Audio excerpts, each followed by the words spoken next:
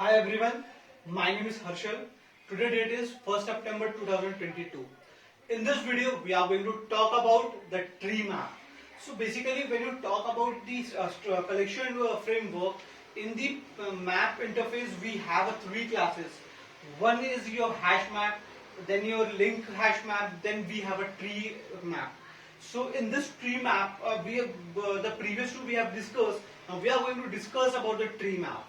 So basically TreeMap is a class or is a data structure which store the value, and when you print these values with the keys, you will get in the sorted form. So that's why we have used this particular TreeMap. And this class also implement from the sorted map. So this particular tree map has some advantages we will discuss in this video.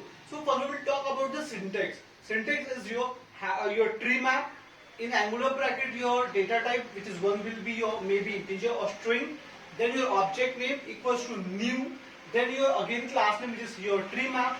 Angular bracket your data structure. In parentheses for your constructor. So when you talk about this tree map, you will see the internal implementation.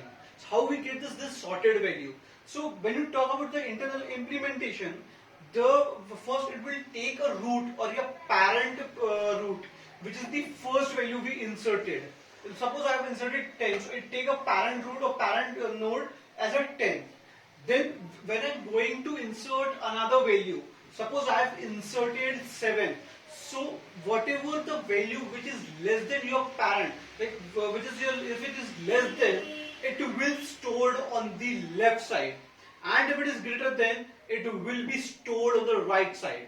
So suppose I have inserted 7, so it will going to stored on your left side. On that, then again I have inserted one more value, which is your 3. So it going to check first on 10. If it's 10, 3 is less than 10, it's going to be stored on the left side. Then it will check if the on the left side address is null or not. If it is not null, then it's going to check another object, which is 7. So it will check if the 7 is less than 3 or not. If it is less, then it will store again on the left side. On this left side, it will check if this 7 has a null or not. If it is null, it is not null, it is null, it will attach this particular object and store that particular value. So now suppose I have entered a greater value, which is your 15, so which is less than your 10. So it will going to store on the right hand side. So in this way it going to store the value. So storing this value, we create a node class which have your keys, values, and your address for the left address and the right address, and it is your link. It is using your link concept, linked list concept. So in this way, we are transferring from your objects to store the value, and we are storing the value which is less. It is going to be stored on the left side. If it is greater than, it will going to store on the right side. It form a complete tree. So this is how we get the sorted in the form of sorted element. So now when you talk about the features of this particular tree map, the first and most important is it does not store any duplicate element. Second, it give you the output in your particular sorted form. It does not have a synchronization. That's why multiple thread can work on that particular hash map, and it will give you the high performance. Now we will talk about the disadvantages. The disadvantage of this particular hash map is it does not have any index concept.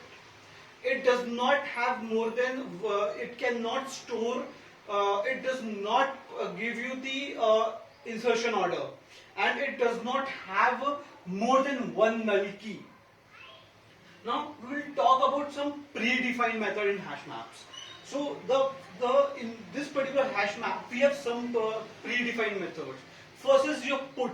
Put is used to put some value in the hash map.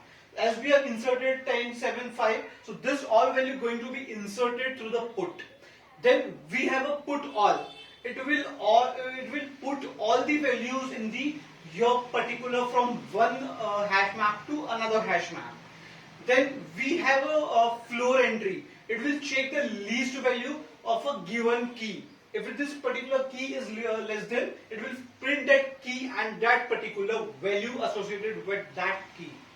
Then we have a first entry. So it will give you the first object and key which is inserted. And there is the same method last entry, which will give you the last key and last particular object value which is inserted. Then we have in the same way we have first key and last key, which will give you the first key entered and the last key entered.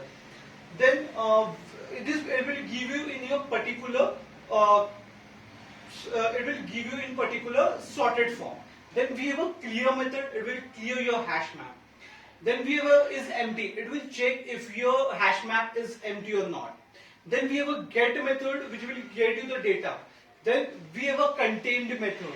We will check if that particular we have a method contain key.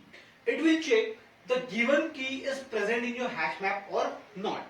Then we have a contain value. It will check if that particular value is inserted or not. So it is present in your hash map or not. In this way we have a predefined methods which we can use according to our requirement, and we can perform some action using the hash map. And the biggest feature of the hash map is, as we have seen, the searching is super fast. We will give the key, it will check the left or right and give you the values. So this is all about your tree map. Thank you.